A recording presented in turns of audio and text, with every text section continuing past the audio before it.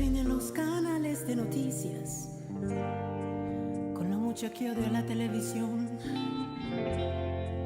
Que se vuelvan anticuadas las sonrisas, se extingan todas las puestas del sol, que se supriman las doctrinas y deberes, que se terminen las películas de acción, que se destruyan en el mundo los placeres y que se escriba hoy una última canción.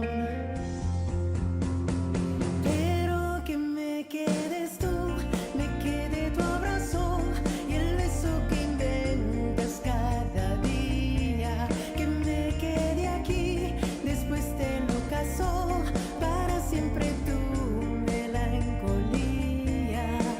Porque yo sí, oh sí, que dependo de ti.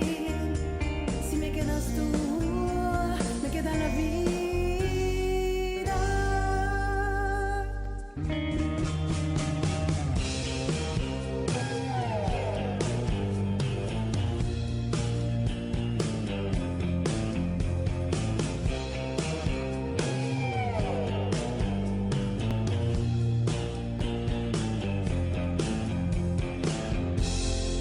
Que desaparezcan todos los vecinos y se coman las obras de mi inocencia.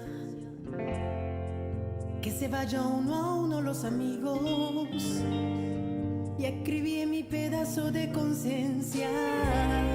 Que se consuman las palabras en los labios,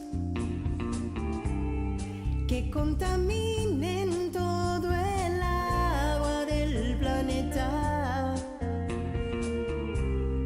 o que renuncien los filántropos y sabios, y que se muera hoy hasta el último poeta.